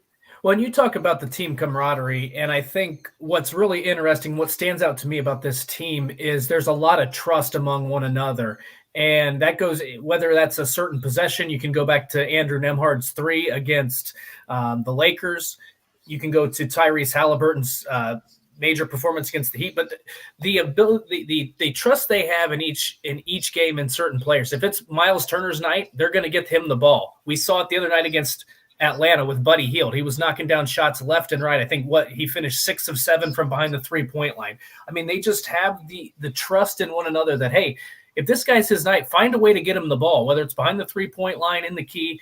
It's refreshing to see a team that doesn't have to depend on one guy's success or see the ball go through one guy's hands. And I know we can probably talk about Tyrese Halliburton has to be pretty consistent for this team to play well. But I just think that there's an unbelievable amount of trust for a young team to know on any given night it can be any guy, whether it's a starter or bench player. They have the trust that guy's going to get it done if he's got the hot hand. Yeah, they've got enough guys that can find ways to score. I mean, O'Shea Brissett came off the bench the other night, had 16. He's really had a pretty good run of late. Aaron Neesmith on Monday night or Tuesday night. It was the first Tuesday night game of the year. He had a stretch of 4 straight double-figure games, did not have double figures on Tuesday, but he has shot the ball very well. You mentioned Miles Turner, and sometimes, we forget about what he has done. All of his numbers this year are career best.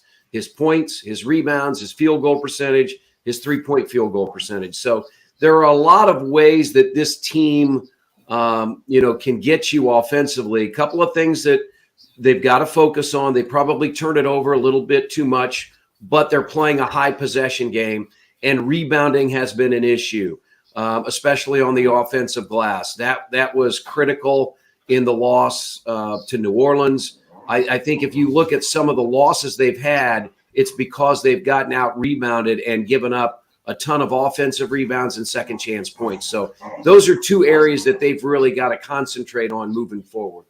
I think one of the themes, too, with this team, at least early in the season, has been getting off to slow starts. And they really they dug themselves into a hole, and partly probably why some of the games they've played have been exciting. But if I'm not mistaken, 3 of the last 4 games that they won, against Boston, against Miami, and then against Atlanta, they won the first quarter in all 3 of those games. Have they figured something out a little bit with those slow starts in these? Yeah, I think so. Weeks? I mean, you're right. I think it's 3 out of 4 and 4 out of 6. I mean, they went a stretch. I think it was like 14 out of 15 games where they trailed after the first quarter. And in a number of those first quarters, they trailed by double figures, and yet they would come back and win a handful of those games. I think they have.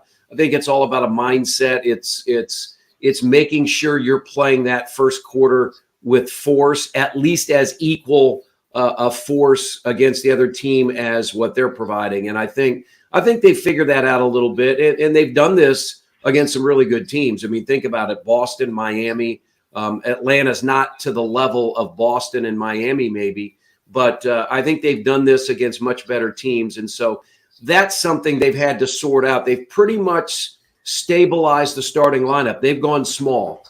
Because they're starting Aaron Neesmith with Buddy Hield as a forward, Miles Turner in the middle, and then rookie Andrew Nembhard with Halliburton in the backcourt. So I think they've somewhat stabilized how they're starting. Adding Chris Duarte off the bench gives them more perimeter and wing depth. Jalen Smith was a starter. He's now coming off the bench, getting backup minutes behind Miles Turner. Sometimes they'll play the 2 bigs together. So I think, Rick Carlisle says, look, an 82-game season is a process, and you find out different things about your team as you move along. And now we're 35 games into the season. So I'm not saying that they've settled on that, because things can always change.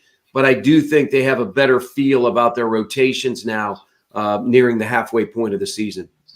And I guess one of the questions I would have to you, and maybe this is probably more of a mentality thing, but what is also to me very impressive is I feel like for a young team, as young as the Pacers are, to get off to some of these slow starts, to dig themselves in a hole, it would be very easy for guys to just chuck up shots, for them to kind of roll over, try to get everything back in one possession. I mean, this team doesn't do that. And I feel like we don't know how the rest of the season is going to, play out. We basically got, 45, 50 games left on the season. So we'll see what happens. But I feel like there's some sort of some sort of team building. The chemistry has grown because they've found ways to, when they're in a hole, to not hit the panic button, to not have one guy play selfishly. They still, if they're down 20 points, nobody's turning the channel because they know they can fight back. I just feel like even sometimes when this team has gotten off to slow starts, and while that's not ideal, obviously, they have found ways to come back and get back into these ball games. And that goes back to me, to the chemistry that this team has, and we've seen it all season.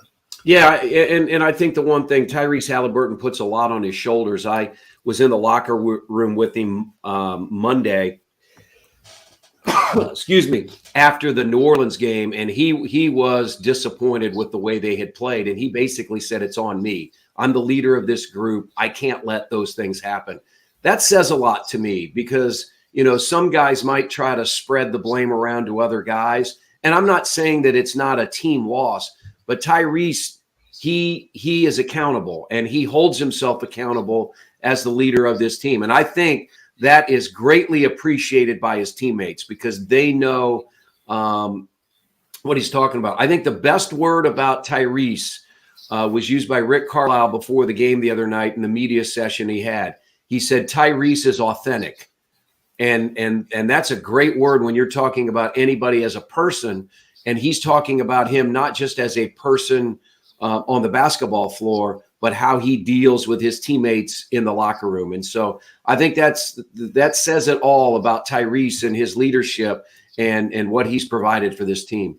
And one last question for you, Chris. And this goes back to, for a long time, the Pacers fans, there had been some, I don't want to say apathy, but they had not quite turned out in previous seasons. But they're turning out this year. And I saw a video the other day of Tyrese before the Atlanta game, taking pictures with kids. I mean, there was a line, I don't know, maybe stretched back all the way to Carmel. I don't know how long it was, but he signed and took pictures with every single kid, every single fan that was in that tunnel that was lined up. And to me, that's not just that's who Tyrese Halliburton is. You talk about him as a person, but I feel like that this entire team has that chemistry. So not only is this a fun team to watch, they're involved in the community.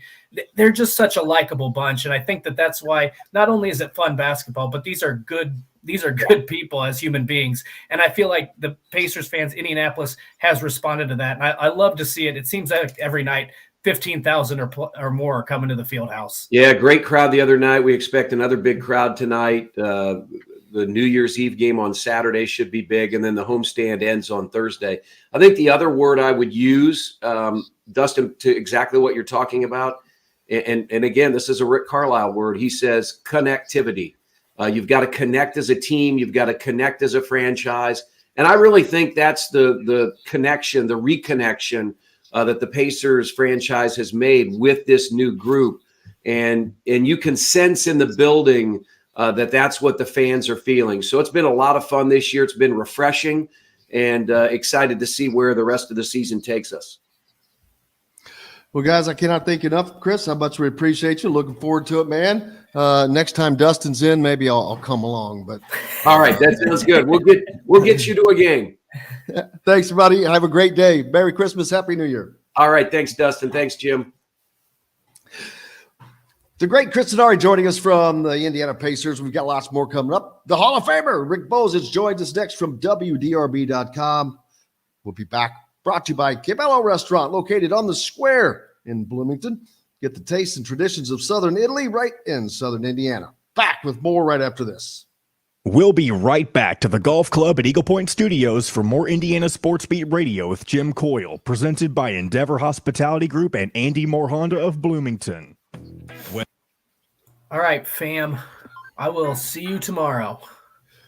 Bye. Cool. See you, Dustin. Hey, Rick. Bye-bye. Rick says, don't let the door hit you in the ass. You know, it's Thursday and Ruby's home, so I'm downstairs in the secret bunker location. I was going to say, where are you now, man? I'm down in the basement. Door shut. Merry Christmas. Merry Christmas. Happy New Year. Are you in Florida?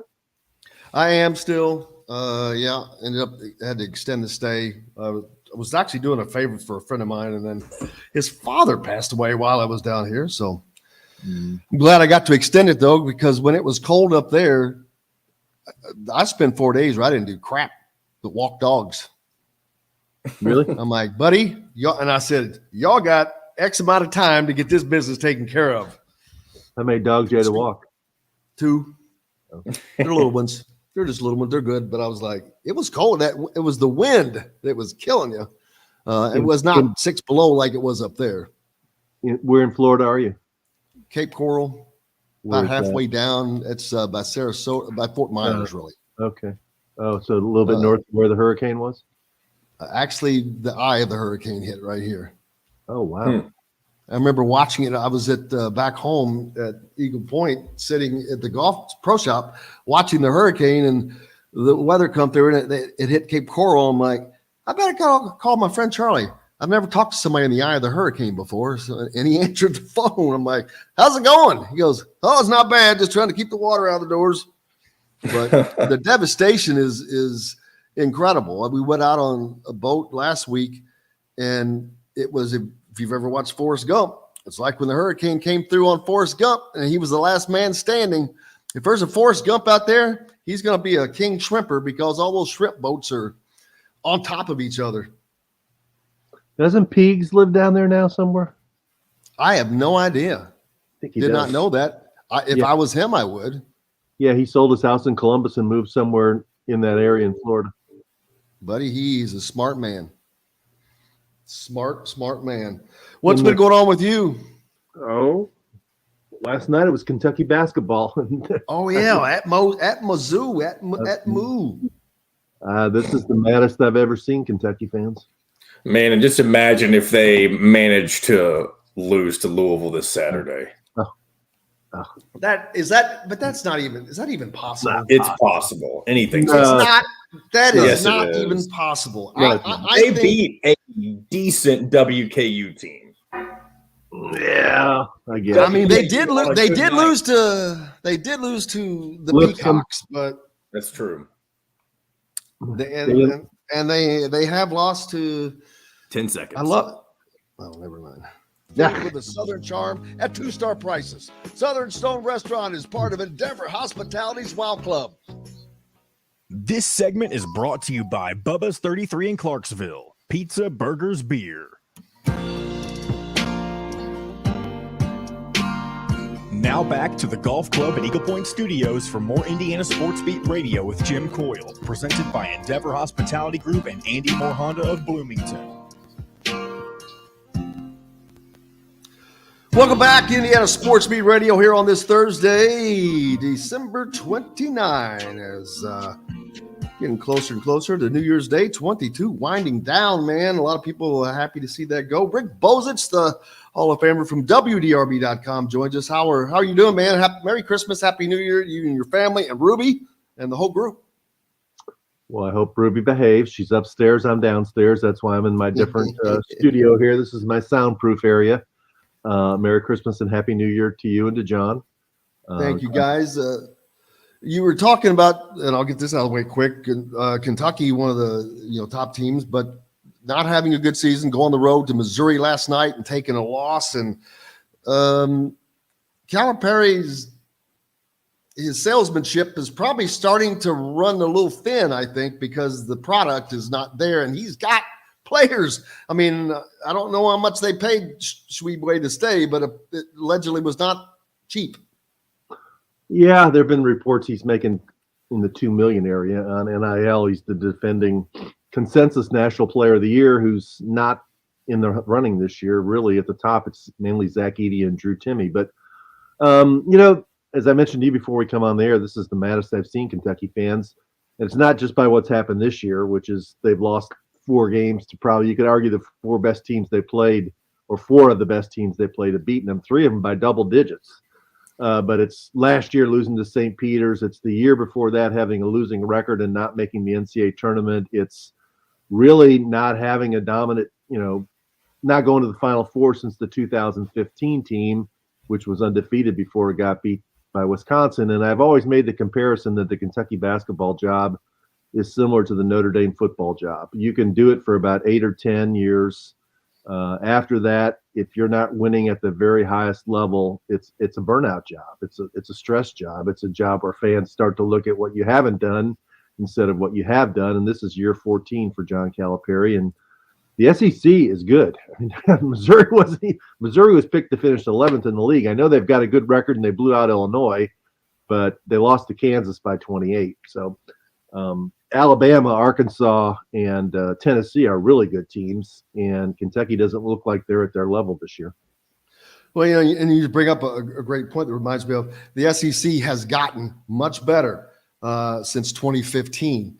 Since 2015, many other teams, John Calipari was the king of the one and dones. He was the first to probably be smart enough to just destroy that. I mean, just killed it. But then other teams caught on. Right. And I've always said this. I don't think he's a very good coach. He's a car salesman. He out recruited people, and that's all he did because he had different talent every year. So there's no way it was an out talent thing. And now that that talent has been equalized, they're margin. They're average. They're above average, but they're not what Kentucky fans expect, and probably not what they should be with all the resources they have. Well, I mean, you look at the teams that are ahead of him. I mean, Eric Musselman is one of the rising stars really in the business. He won at Nevada. He's been really good at Arkansas. Nate Oates is another guy who's he's a ball of fire. He's gone down there. He might have the two best freshmen in the SEC, including Noah Clowney, the one guy that Indiana tried to get. And Rick Barnes is a really good coach. He's a really good doing defense. a great job at Tennessee. Texas ran him out of there. Even though he got him to the tournament every year, they never could win a championship. They only went to one Final Four. They got tired of him. And how's that working out for them now? And he's been really good at Tennessee. And, I'll make this point about the Big Ten and the SEC. If you look in the recruiting rankings, SEC teams have out-recruited Big Ten teams now for 4, 5, 6 years in a row out of the top elite talent. And it's Arkansas has better freshmen. Alabama has better freshmen. So Cal tried to pivot a couple of years ago and go hard into the transfer portal, and he's gotten some decent guys. Obviously, he got a great one in Oscar Tshiebwe, but C.J. Frederick's not a difference maker. He's got this kid named Reeves from Illinois State who was a great player in the Valley, but the Valley ain't the SEC, and Jacob Toppin is another one, and he doesn't. Yeah, you're right. He doesn't have the best talent in the league anymore. And that's a great point. These other SEC schools, these coaches, these guys are hungry. They're recruiters. They're coaching. You mentioned salesmen because they got to get people excited. They're at football schools. They've got to get people excited in basketball. Nate Oates is at Alabama. I mean, there's no other harder place to probably recruit against football than that school. But he did a hell of a job up at Buffalo. I remember thinking, who the hell is Buffalo? Because all of a sudden, Buffalo basketball and football were both in the top 25. I'm like, what the hell's going on in Buffalo? Right. Boom, Nate Oates just killed it, doing a great job at Alabama. And like we talked about. And there's just, the Big Ten is just kind of lumbering along. But I can absolutely understand that. But I've wondered why it took them so long, because they're just – somebody in the Big Ten needs to change that, though. And I know that Michigan has tried to, but I mean, that's not Matt Painter's MO. He's not going out getting 5 stars. He's getting Indiana kids. He's getting 3 stars and 4 stars, and he's winning with it. He's not winning big in the tournament, though. Okay, right. Wisconsin, that's always been their MO. They've had really good players who fit their system. Greg Gard has not quite as good as Bo Ryan, but they still keep winning. But he doesn't have the cream of the crop McDonald's All-American guys. There's no program in the Big Ten that's doing that. Now, it seems like, from what I've read, Mike Woodson's trying to up Indiana's level in recruiting, but he hasn't. He's gone after a number of guys in the last couple of years, but once Duke gets involved, Duke gets him. Indiana doesn't get him. So they need to find a way to crack the code on that. Yeah, because I was actually running some numbers. You mentioned the Purdue with the Indiana guys, and Indiana with trying to get these 5-star guys in, but they missed out on so many. But even Fletcher Lawyer and Braden Smith, between those two guys, they're averaging 23 points a game. Right. Fletcher Lawyer 0.7 turnovers per game. Their numbers are just very, very, very good, and these are 2 freshmen. Then you've got Zach Edey. That's just Drew Timme and those two. I don't know who's going to win that battle, because those are both exceptional players. I'd take Drew Timme because he has a probably more versatile. But Jalen Hood-Schifino's numbers are very good. He's got some great numbers, shooting 41%, 38% from 3, 72% at the line. Malik Renew has hit the wall. He's hit a wall. It seems like he's struggles at the free throw line. He's trying to shoot 3-pointers and he's hitting 14.3%. So it's like a Race Thompson type thing. I don't know what your view on that is. My view has become Race Thompson hit those 3s against Arizona. Worst thing could have happened to Indiana. It's nice to encourage a guy to shoot, and it's nice to give him confidence. But I think we've seen enough body of work last year and this year saying that Race Thompson shooting 3s isn't where it's at for Indiana, and he needs to dial back on that. And Jordan Geronimo needs to dial back on that. and Malik Renault needs to dial back on that. Patino's always, and I always default back to Patino because he was one of the first advocates of shooting the 3-point shot. Is, if you prove in practice and you prove in games you can make them, I encourage you to take them. But if you can't, I don't want you taking them. And I've seen enough from those three guys to say, no, that's not your bread and butter for you to take those shots. And I don't understand why Mike Woodson lets those guys take as many threes as they do. It's not. You are not alone. It's like a turnover for the offense. And a lot of times it's a turnover that turns into a fast break. Yes, it is. Transition points, which is Indiana's been getting killed. Bates has proven he can make them. Trey Galloway has, proven he can make a few. So they've changed the way I look at that. That wasn't the case last year, but it is this year. So let them shoot it. I know you've got Kopp can make them. Xavier Johnson can make them when he was in. Hood Schifino is not great at it, but he's at least functional. But those other dudes knock it off, and that's what I would say. Absolutely. I mean, there's no reason Race Thompson should be shooting a three. There's no reason that those guys should be. When you have guys that can successfully manage that, when you've proven you cannot, there's no question to it. The odds are it's not going down. Well, there's a reason they're letting them have them. The other teams aren't stupid. I mean, and a lot of times it happens early in the game. The first or second or third possession, I've noticed a lot of the games, Race Thompson finds himself wide open at the top of the key or on the wing, and he's wide open. He takes a three. Most of the time he's missed it, and it's like to me, that's a message from the opposing team. We're going to give you this shot all day because we don't think you can make it, and we think that's to our advantage. Jess Settles was on with us earlier this week, and he talked about, his last game he did was the Kennesaw State game, and He broke it down because he had time. He went through it, and he said teams are just parking a fifth defender in the middle and saying, "Screw it, go ahead."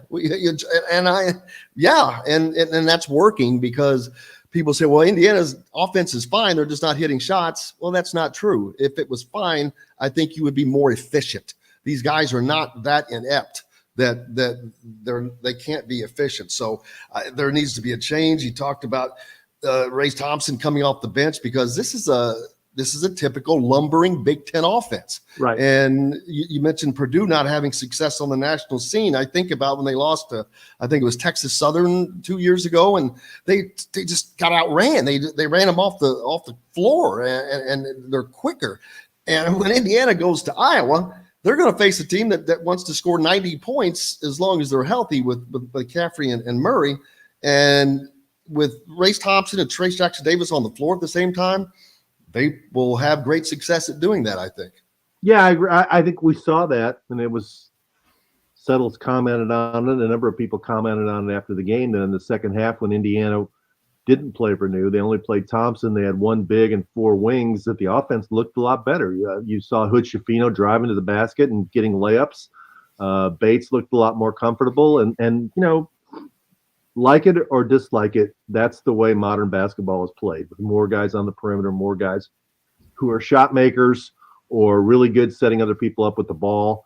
And Indiana can use that type of attack, but they've got to, play Trace Jackson-Davis in the middle. And I agree with you, bring Race Thompson off the bench.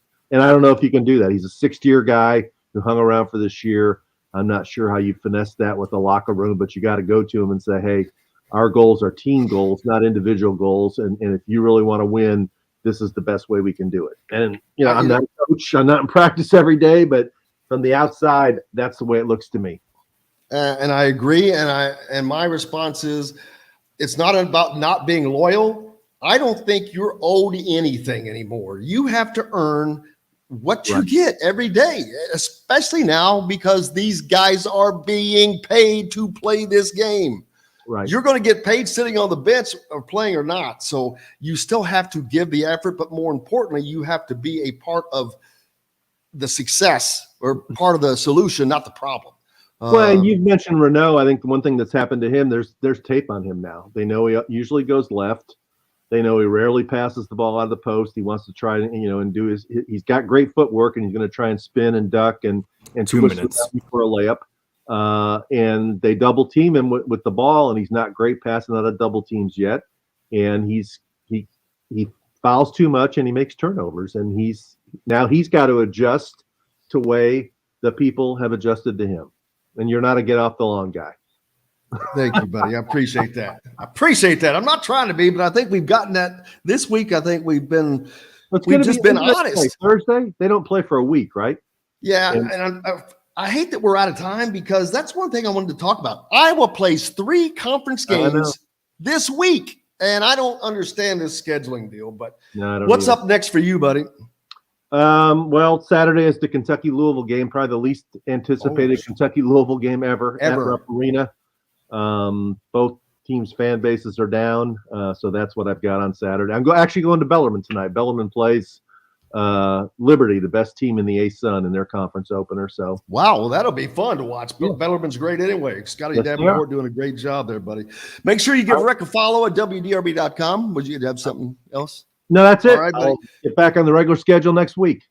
Appreciate you, Rick Bozich from WDRB.com. Make sure you give him a follow, and thank you guys all for being here today. We cannot thank you enough. Big thanks to Dustin, of course. Dustin Schutte's with us at all times from Outsider.com. Kyler Staley from thehoosier.com as well. Chris Denari from the Pacers, and the great Rick Bozich. John, the producer, for keeping us between the white lines. And most importantly, thanks to you guys for being with us. Without you, we've got no reason to be here. We're back tomorrow to do it all again. Until then, I'm Jim Coyle. I will see you on the radio. Thanks for listening to Indiana Sports Beat Radio. Be sure to subscribe to our YouTube page for more clips and team coverage of Indiana basketball, football, and more. You can also find full episodes and tons of other content on thehoosier.com. We'll see you next time for another edition of Indiana Sports Beat Radio.